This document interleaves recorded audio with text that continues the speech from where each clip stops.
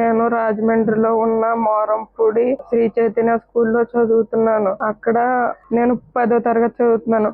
Last Sunday నేను bag కోసం కిందకు వస్తుంటే మా ఫ్రెండ్స్ ఇద్దరు సీసీ కెమెరా తీస్తూ నన్ను ఒకసారి అటు తిరిగి చూడమన్నారు.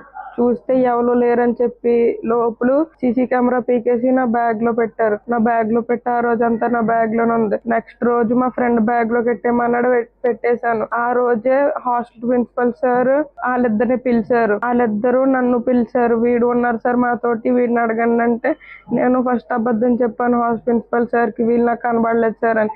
తర్వాత హాస్టల్ ప్రిన్సిపల్ సార్ నిజంగా ఒప్పేసుకోరా అని చెప్తే నిజం ఒప్పేసుకున్నాను, వాళ్ళిద్దరే పీకర్ సార్ అని. ఆ రోజు కరెక్ట్ గా మధ్యాహ్నం 1 గంట తర్వాత నన్ను రూమ్ లో పిలిచి మొత్తం అంతా కొట్టేసి, ఎందుకు చెప్పవని మొత్తం కొట్టేసి ఐరన్ బాక్స్ పెట్టేసి, ఇంకోసారి అన్న చేస్తావా అని కొట్టేసి మొత్తం తొడల మీద, అరికాల మీద, పొట్ట మీద కొట్టేసి, పొట్ట మీద ఐరన్ బాక్స్ పెట్టి, చేతి మీద కూడా ఐరన్ బాక్స్ పెట్టి కాల్ చేశారు. ఆ తర్వాత ఇప్పుడు సీసీ కెమెరా గురించి మేము సీసీ కెమెరా కొట్టామని చెప్పినందుకు ఇలా చేసాం.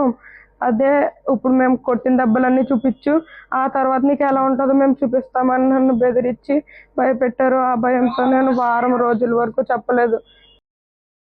Download ShareChat.